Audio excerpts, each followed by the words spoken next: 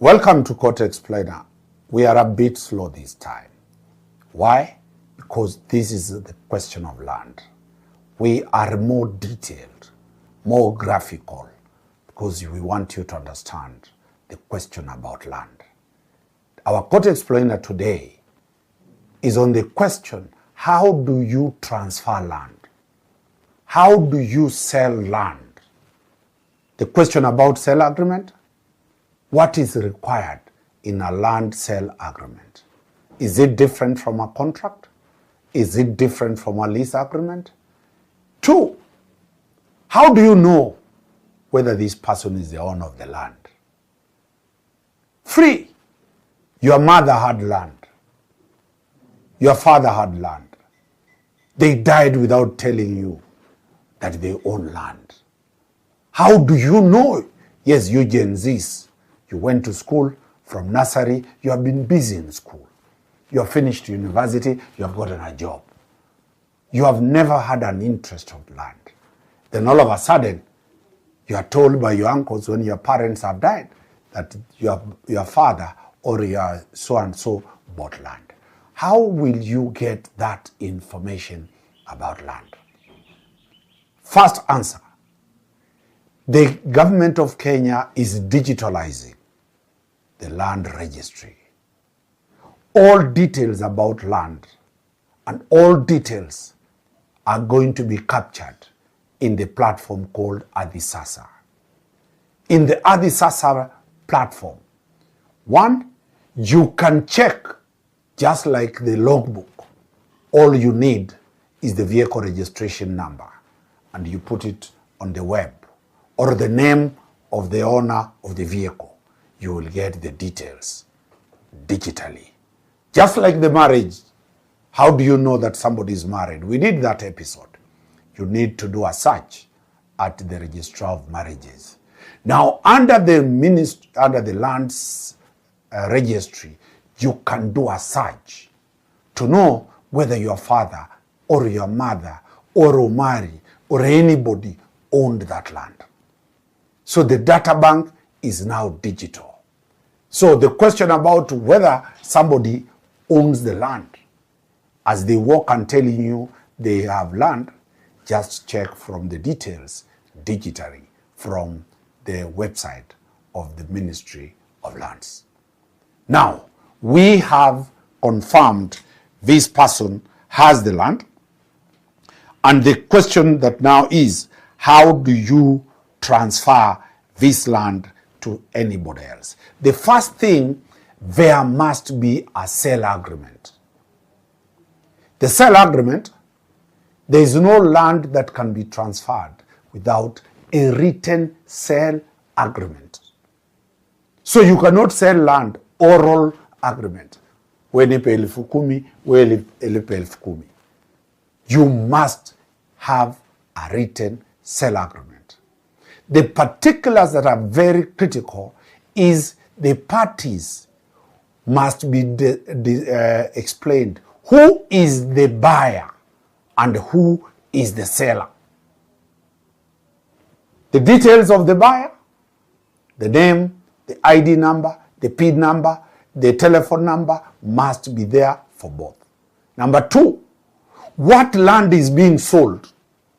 The proper description of that land must be captured. The LR number, if it is IR number, all those details. The acreage you are buying, is it a 50 by 50? Is it 3 acres? Is it 2 acres? 4th, how much have you agreed? The actual amount for sale must be put there. Next, how much is going to be paid upfront upon signing of that agreement? That must be captured there. How much has been received? That must be captured there. What is the mode of payment for the balance? So it must be said, balance is this and it will be cleared within this time. The mode of transmitting that money, is it you must disclose your bank account whether the money is going to go to an advocate's account, or it is going to go to the buyer's account, or it is going to go to the seller's account. Those details are very, very, very critical. Then any other terms that you have agreed, for example, are you buying land plus the house that is there? That must be captured. Are you buying land plus the trees that are there? Or the owner will carry the trees plus what is available there. So the permanent fixtures that are there, the agreement must talk about it. The easements, which we said, a road for water, for people to be there, that agreement must be completely done with it. Once that agreement has been complete, there are two ways. The buyer and the seller can have one advocate drafting them these documents. But my advice, it is advisable to have each, the buyer and the seller, different advocates. If a dispute arises, the advocate who did this matter for you and for her, for the buyer and the seller, who will the advocate be standing to defend? My advice from Court Helicopter, have your own advocate. After this document called agreement has been done, then the seller must sign that document in the presence of an advocate to witness that. Then there must be a witness. You, the seller, you must bring your witness. The witness must be above 18 years. They have an ID. The signature signing must be in front of a commissioner of oath. So if you get a document being brought to your office or to where you are selling in Mutumba, that you sell this agreement, sign this agreement for sale of land, that is not a signed sale of land.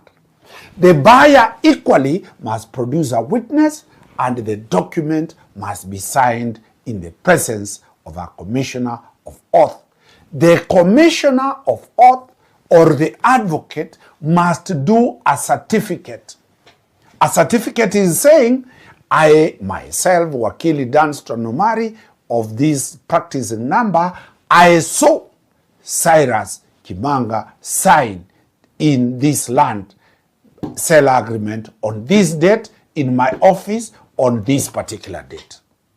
The other advocate called Shadrach Wamboi must see Vivian signing the same document that with her witness, and this Shadrach Wamboi will put a signature that you sign. So the people in the diaspora, you normally do to sign sale agreements in your bedroom, in your house, in the US. That is not a sale agreement. It must be witnessed. Your signature, just like the signature of a will, must be witnessed or attested to by an advocate or a commissioner of oath. That document now, we move to the next issue. That document, once it has been written and signed in writing, the document is now ready for registration. What is called, it must be registered at the lands office. A sale agreement that is not registered at the lands office is a paper. You must register and pay for it. So ask your advocate, is the instrument that was attested to, you signed, having been registered and stamped at the registrar of lands? Number two, these are the documents after you have sold, you have signed your signature, the buyer and the seller, the following documents must accompany the sale agreement to the registrar of lands. 1. A copy of an identity card or a passport. A copy of an identity card or a passport of the buyer and the seller. Number 2, a copy of a personal identification number certificate from KRA for both the buyer and for both the seller. 3, passport size photographs properly taken. Passport photographs of the buyer and the seller. My friend, you must produce the latest photos, passports. Don't bring the passports when you are in Form 1. Or don't bring passports when you are wearing a cape or when you are wearing a mask. The passports are authorized and the measurements are provided for of that passport. 4th, where applicable, a marriage certificate. If you are married, you must produce a marriage certificate. I know most people will ask, why will I produce a marriage certificate? The reason is simple. The day one of you will want to sell that land, there must be a spousal consent. The person you declared to be your spouse, the registrar will ask for her consent. So women, listen very carefully. When you are buying, your husband is buying land, insist you attach your marriage certificate there so that a side chick, a concubine, a lady on the street is not presented before the registrar that this is the wife and she has given a spousal consent. This is mandatory because under this law, a married couple cannot sell land without the consent of the spouse. The spouse does not only mean a wife, the spouse also means a husband. So if the lady you want to buy your land, the consent of your husband is mandatory. It goes on to say, if it is a company, a copy of the certificate of incorporation. If it is a company, you must produce the certificate of incorporation and such other documents that they can go or the registrar can demand. First stage, the sale agreement. 2, now we have presented these things to the registrar of lands. The third issue is verification. Subject to, this is section 45, the registrar can demand you to appear before him or a public officer or another person as prescribed and be accompanied by credible witnesses for the purpose of establishing the identity unless the person is known to the registrar or a public officer or another person. So these documents, when they reach there, the registrar will demand to see you. And he might demand you go before a district officer, a magistrate, or another public officer to verify whether it is you. Remember, nowadays we have AI people. We have robots pretending to be human beings. So they will sign documents. The registrar must be satisfied that you are not a dummy guy, you are not an AI-generated robot.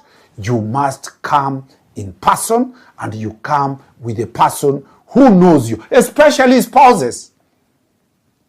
Omari will walk with anybody there and say, no, this is my wife. The marriage certificate reads Mary Wamboi, but the certificate does not read that. So the registrar can demand you come with somebody or you go elsewhere for what is called verification. If the verification is not required, the registrar will proceed. If the registration is the verification goes through, then section 46, mark now, this is when the registrar accepts your documents. Section 46 says it is called stamping. What does it? Is it an instrument required by law to be stamped shall not be accepted for registration unless it is stamped in accordance with the stamp duty. Stamp duty. What does the stamp duty mean? When you sell land, every time you sell land, any commercial land that you sell, you must pay 4% of the value of that land to KRA, what is called stamp duty. 4%. So if you are buying land worth 40 million shillings, you must pay the Kenya government a stamp duty of 4%. That will be 4 million shillings. I'm not a very good mathematician. 4%. If you are buying a agricultural land is land outside towns, farming land in the villages, pale Makueni, pale Bunyore, pale Wapi, you must pay 2% to Kenya Revenue Authority. Until you pay the stamp duty, the registrar will not take your documents.